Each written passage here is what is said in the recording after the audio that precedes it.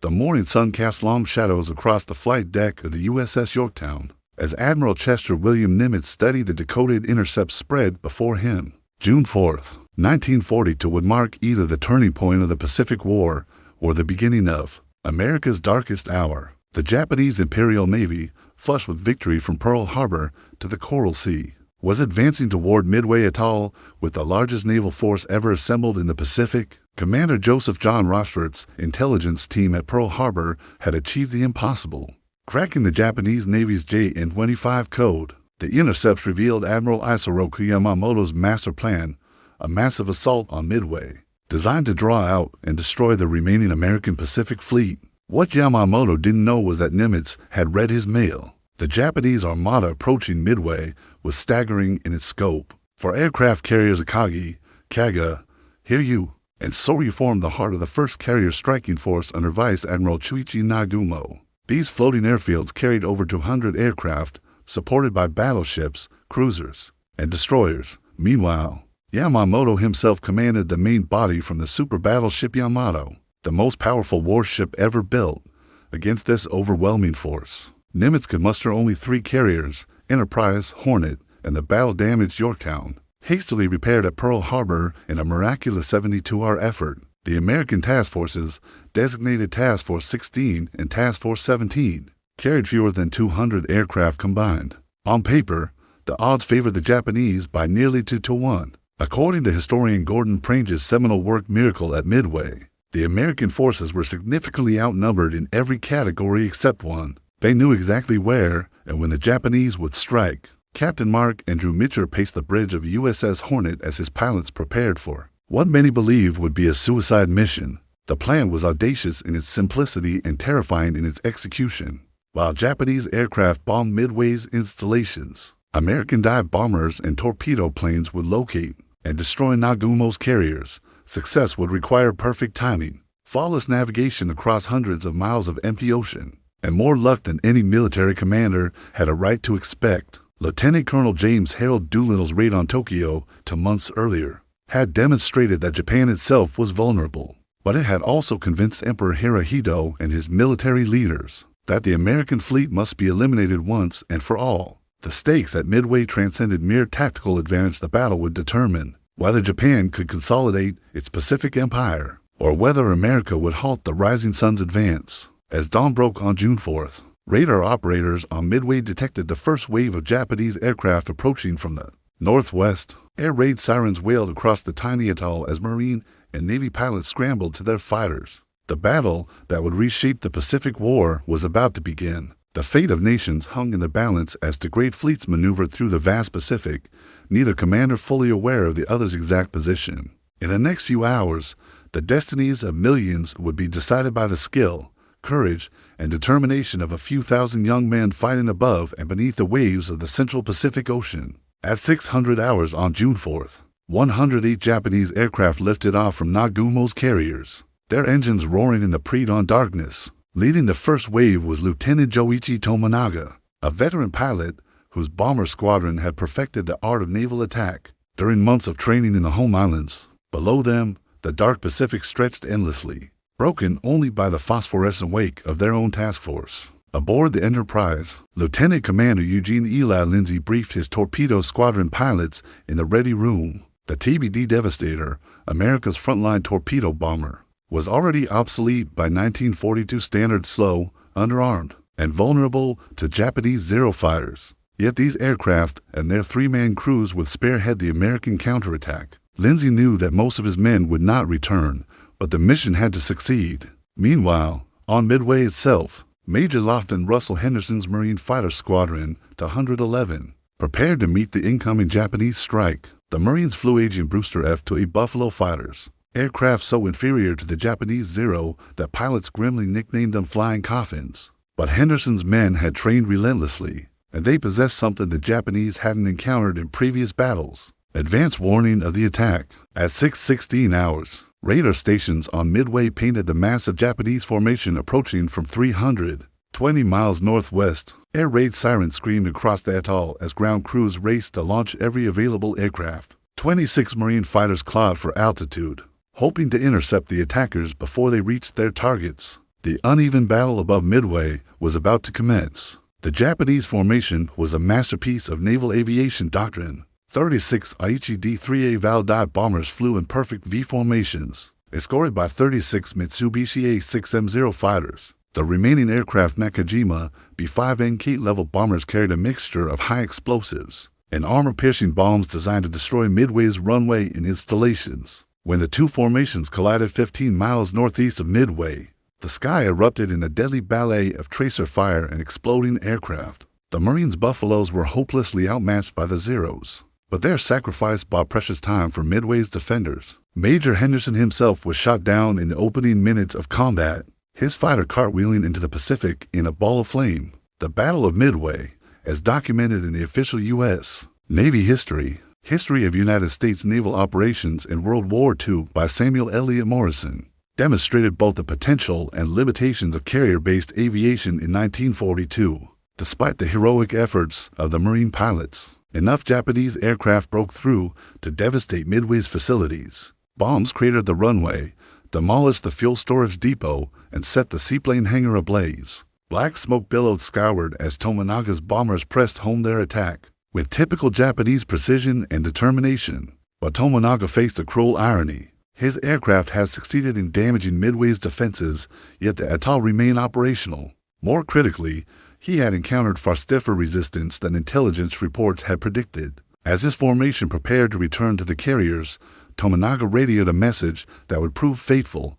There is need for a second attack. This single transmission would force Admiral Nagumo into the most consequential decision of his naval career. Should he prepare his remaining aircraft for a second strike against Midway? Or should he arm them with torpedoes and armor-piercing bombs for the expected engagement? With American ships, the choice would determine not only the outcome of the battle, but the future course of the Pacific War. Unknown to Nagumo, American search planes had already located his carrier force, and 3 squadrons of torpedo bombers were racing across the Pacific toward his unsuspecting fleet. At 700 hours, Lieutenant Commander John Charles Waldron gathered his 15 torpedo bomber crews. Aboard the USS Hornet, Torpedo Squadron 8 was about to embark on what would become one of the most heroic and tragic missions in naval aviation history. Waldron, part Sioux Indian and a veteran of 20 years of naval service, looked each of his young pilots in the eye and spoke words that would echo through history. If there is only one plane left to make a final run in, I want that man to go in and get a hit. The TBD Devastator carried by Torpedo Squadron 8 was a death trap. By 1942 standards, with a maximum speed of barely 200 miles per hour and minimal armor protection, it required a straight, low-level approach to deploy its Mark 13 torpedo, a weapon notorious for its unreliability, against the Japanese combat air patrol of deadly Zero fighters. The Devastator's survival chances were virtually nil. Commander Clarence Wade McCluskey Jr. led Enterprise's air group from his SBD Dauntless dive bomber, scanning the empty Pacific for signs of the Japanese fleet. The American strike had launched in 3 separate waves, gambling that they could find and attack Nagumo's carriers, while their own flight decks were vulnerable. It was a calculated risk that would determine the battle's outcome. Aboard the Japanese flagship Akagi, Admiral Nagumo wrestled with the most critical decision of his career. Tomonaga's message requesting a second strike against Midway had arrived, just as his flight deck crews were arming aircraft for anti-ship operations. Should he continue preparing for a naval engagement, or should he rearm his bombers for another attack on the atoll? The decision consumed precious minutes as his carriers steamed northward. At 9:20 hours, lookouts aboard the Japanese heavy cruiser Tone finally spotted American aircraft approaching from the northeast. Torpedo Squadron 8, flying without fighter escort after becoming separated from the other American formations, bore down on the Japanese carriers in a perfect attack formation. Waldron led his 15 aircraft in a textbook approach, maintaining radio silence as Zero fighters dove to intercept them. The ensuing slaughter was swift and merciless. Japanese Zeros swarmed the slow-moving Devastators like angry hornets, their 20mm cannons and machine guns tearing through the American aircraft's thin aluminum skin. One by one, Waldron's bombers tumbled burning into the Pacific, their crews trapped inside the flaming wreckage. Ensign George Holdengate Jr., the sole survivor of Torpedo Squadron 8, floated in his life jacket among the wreckage of his aircraft, watching the battle unfold above him. His torpedo, like all the others fired by his squadron, had missed its target.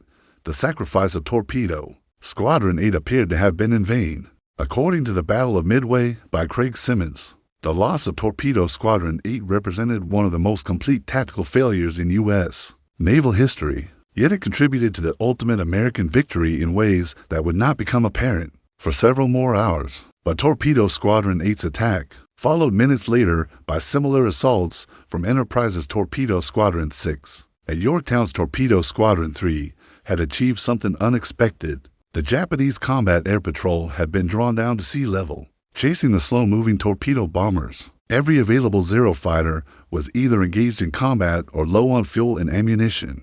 The sky above Nagumo's carriers was momentarily clear of defenders. At that precise moment, 37 SBD Dauntless dive bombers from Enterprise at Yorktown approached from different directions, their pilots finally having located the Japanese fleet after hours of searching. Lieutenant Commander Clarence McCluskey looked down at the 4 enemy carriers spread below him like toys on a blue carpet. The time had come to avenge Torpedo Squadron 8. The Torpedo Squadron's sacrifice had not been in vain after all. Their gallant attack had set the stage for one of the most decisive moments in naval history. At 10:22 hours on June 4, 1942, Lieutenant Commander Richard Halsey Best rolled his SBD Dauntless into a 70-degree dive toward the Japanese carrier Akagi. 2 miles below, Admiral Nagumo's flagship steamed serenely through the Pacific swells, her flight deck crowded with aircraft being hastily rearmed for another strike. In the next 5 minutes, the entire strategic balance of the Pacific War would shift irrevocably. Best's dive bomber squadron from USS Enterprise had achieved complete tactical surprise.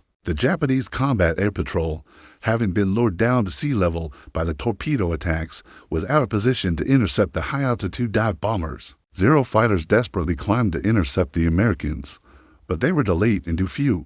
The sky above the Japanese fleet belonged to the U.S. Navy. Simultaneously, Lieutenant Commander Maxwell Franklin Leslie led his dive bomber squadron from USS Yorktown against the carrier Soryu. The 2 American formations had arrived over the Japanese fleet from different directions, within minutes of each other, a coordination that was more fortuitous than planned, but devastatingly effective. The Japanese, caught in the middle of rearming their aircraft, faced their worst nightmare. The Akagi's flight deck presented a target that would have made any dive bomber pilot's heart race. Fully fueled and armed aircraft sat wingtip to wingtip.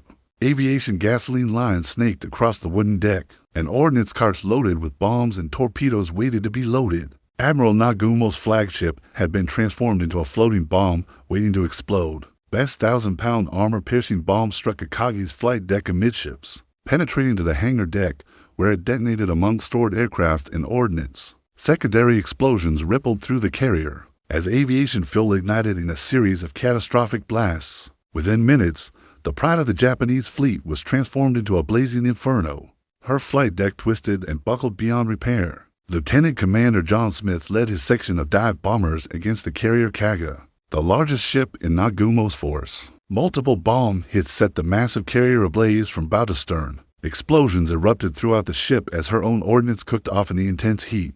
Like her sister ship Akagi, Kaga was doomed, though she would burn for hours before finally sinking. Military historian John Keegan, in his analysis The Price of Admiralty, noted that the destruction of 3 Japanese carriers in the space of 5 minutes represented the most concentrated loss of naval striking power in maritime history. Meanwhile, Yorktown's dive bombers savaged the carrier Soryu with equal effectiveness. Lieutenant Commander Leslie's squadron placed multiple direct hits on the ship's flight deck and hangar spaces. Aviation gasoline and ammunition created an unstoppable conflagration that quickly spread throughout the vessel. Soryu's captain, realizing his ship was doomed, ordered the crew to abandon ship. In those crucial 5 minutes, the Japanese had lost 3 of their fleet carriers and most of their experienced aircrew. The carefully trained pilots, who had perfected their skills over years of preparation, were either dead, wounded, or trapped aboard burning ships. The striking power that had dominated the Pacific since Pearl Harbor was being systematically destroyed.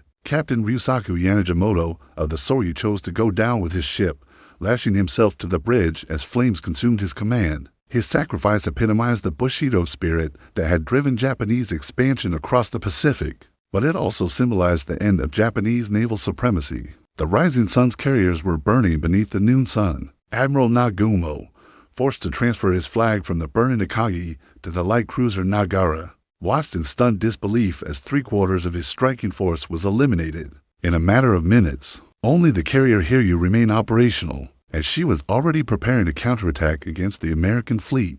The battle was far from over, but its outcome had been decisively shaped by 5 minutes of precise American bombing. Captain Tomio Kaku stood on the bridge of the Hiryu, the sole surviving Japanese carrier, as black smoke from his 3 burning sister ships stained the afternoon sky. At 1300 hours on June 4th, the Flying Dragon was the last hope for salvaging victory from the disaster that had befallen Admiral Nagumo's force. Kaku ordered his remaining aircraft prepared for immediate launch. This would be Japan's final chance to even the odds. Lieutenant Michio Kobayashi led 18 Aichi D-3A dive bombers off Hiryu's flight deck, accompanied by 6 Zero fighters. Their target was the American task force that had delivered such devastating blows to the Japanese fleet.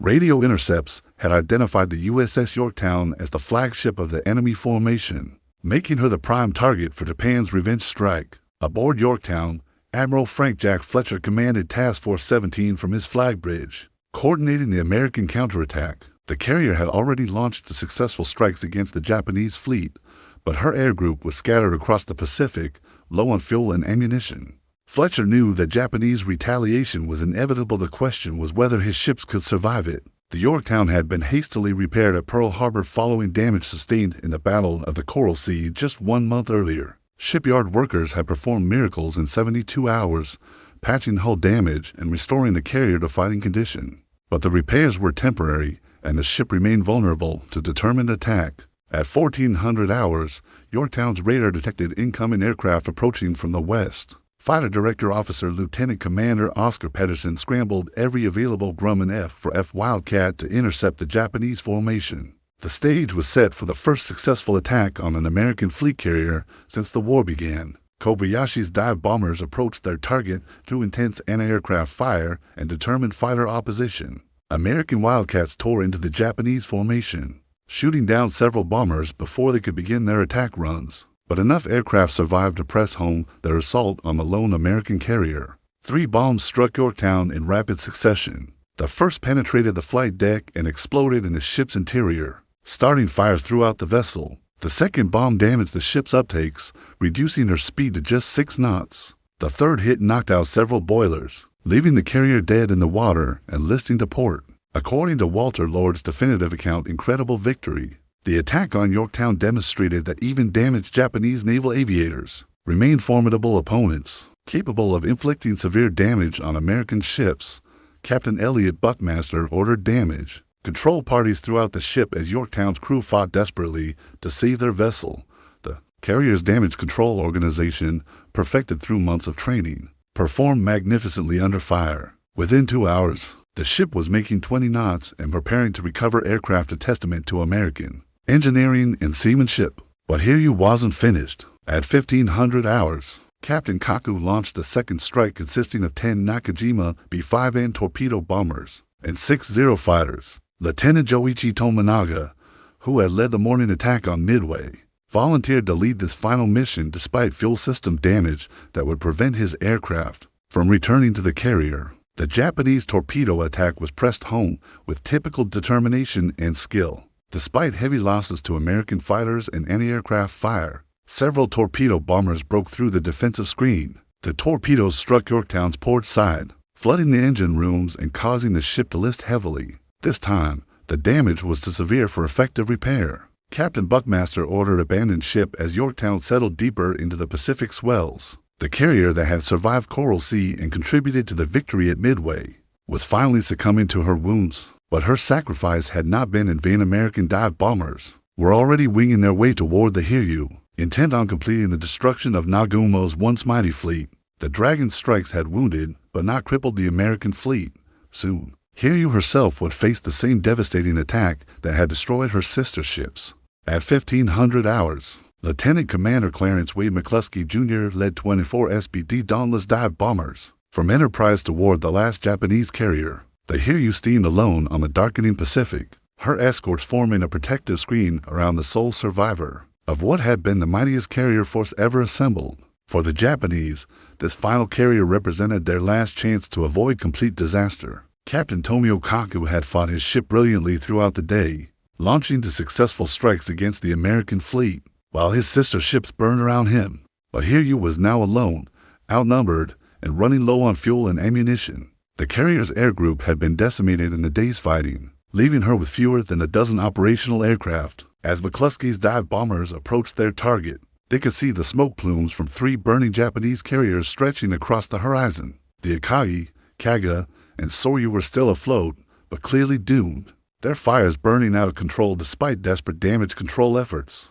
The destruction of these fleet carriers represented the elimination of Japan's most experienced naval aviators and irreplaceable striking power. Lieutenant Earl Gallagher led his section into a steep dive toward Hiryu's flight deck. The carrier attempted evasive maneuvers, turning sharply to port as her anti-aircraft guns filled the sky with black bursts of flak. But the American dive bomber pilots, veterans of months of intensive training, pressed their attacks with deadly precision. For direct hits transformed Hiryu into a blazing wreck within minutes. The first bomb penetrated the flight deck and exploded in the hangar, setting stored aircraft ablaze. Subsequent hits spread the fire throughout the ship, igniting fuel lines and ordnance stores. Captain Kaka's flagship quickly joined her sister ships in their death agonies. Admiral Tamon Yamaguchi, commander of the 2nd Carrier Division embarked in Hiryu, chose to remain with his burning flagship. The youngest admiral in the Japanese Navy had masterminded many of the tactical innovations that made Japanese carrier operations so effective.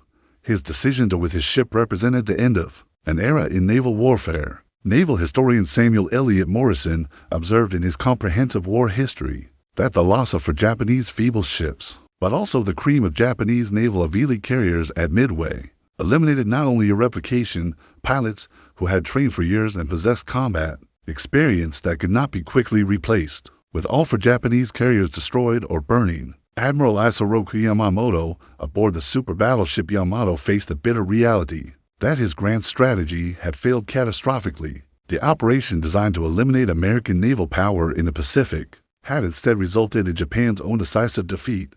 At 2500 hours on June 4th, Yamamoto ordered the withdrawal of all Japanese forces. The retreat was not without cost for the Americans as well. USS Yorktown, crippled by Japanese air attacks, was taken under tow by the destroyer USS Hughes. But on June 6th, the Japanese submarine I-168, commanded by Commander Yahachi Tanabe, penetrated the destroyer screen and torpedoed both Yorktown and her escort, the destroyer USS Hammond. Hammond sank within minutes, taking 80 of her crew with her. Yorktown lingered until dawn on June 7th before finally rolling over and sinking, taking with her the battle honor she had earned from the Coral Sea to Midway. The carrier's loss was mourned throughout the American fleet, but her sacrifice had helped secure the most decisive naval victory in American history. As the sun set on June 7, 1942, the Battle of Midway was over. In 4 days of fighting, the United States Navy had transformed the strategic balance in the Pacific. Japan's expansion had been halted, her naval supremacy shattered, and her most experienced aviators sent to the bottom of the Pacific Ocean. The aftermath of Midway reverberated through both fleets and across the Pacific. As the magnitude of the victory and defeat became clear, Admiral Chester Nimitz's gamble had paid off spectacularly. American codebreakers and naval aviators had achieved what many thought impossible just 6 months after Pearl Harbor. The Imperial Japanese Navy, which had seemed invincible since December 7, 1941, has suffered its first major defeat of the Pacific War. In Tokyo, Emperor Hirohito and his military advisors struggled to comprehend the disaster that had befallen their combined fleet. The loss of her fleet carriers Akagi, Kaga, Soryu, and Hiryu represented more than just ships and aircraft. These vessels had carried Japan's most experienced naval aviators, men who had trained for years to perfect the tactics that had brought victory from Pearl Harbor to the Indian Ocean. Their loss created a void in Japanese naval aviation that could never be adequately filled. Captain Mitsuo Fukuda, who had led the Pearl Harbor attack but missed Midway due to illness, later wrote that June 4, 1940 to mark the beginning of Japan's inevitable defeat. The strategic initiative in the Pacific had passed irrevocably to the United States, and Japan would spend the remainder of the war fighting an increasingly desperate defensive campaign. The human cost of the battle reflected its strategic importance. Japan lost approximately 3,000 officers and men, including many of her most skilled pilots and aircraft maintenance personnel. American losses were significantly lighter, approximately 300 killed, including the heroic crews of the torpedo squadrons who had sacrificed themselves to make victory possible. The disparity in casualties reflected not only American tactical success, but also the fundamental difference in each nation's ability to replace losses. For the United States, Midway represented validation of the industrial and technological advantages that would ultimately prove decisive in the Pacific War. American shipyards were already launching new Essex-class carriers that would form the backbone of future offensive operations. Pilot training programs were producing aviators in numbers that Japan could never match, and American industrial capacity was converting to wartime production at a pace that astounded both allies and enemies. The strategic implications of Midway extended far beyond the immediate tactical results. Japan's planned invasion of Australia was indefinitely postponed, and her expansion into the Central Pacific was permanently halted. The psychological impact was equally significant. American morale soared, while Japanese confidence in ultimate victory began to erode. The myth of Japanese invincibility, carefully cultivated since the Russo-Japanese War, had been shattered above the waters of the Central Pacific. Military analyst John Keegan noted in the Second World War that Midway marked the point at which American industrial superiority began to manifest itself decisively in naval warfare, presaging the overwhelming material advantage that would characterize the remainder of the Pacific campaign. Admiral Yamamoto, architect of both Pearl Harbor and the Midway operation, recognized that Japan's strategic position had become untenable. In private communications to the Naval General Staff, he warned that Japan must seek a negotiated peace within the next year or face inevitable defeat, as American production overwhelmed Japanese resources. His warnings went unheeded by leaders who preferred death to surrender. The Battle of Midway established the template for American victory in the Pacific. Superior intelligence, overwhelming industrial production, and tactical innovation that maximized technological advantages. Future engagements will see these factors employed on an ever-increasing scale as American forces advance across the Pacific toward the Japanese home islands. On June 8, 1942, as the last survivors were picked up from the waters around Midway, both fleets began planning for the next phase of the war. For Japan, it would be a war of increasingly desperate expedients and diminishing resources. For the United States, Midway had opened the path to Tokyo Bay and ultimate victory. The tide of war in the Pacific had turned decisively, and it would never turn back.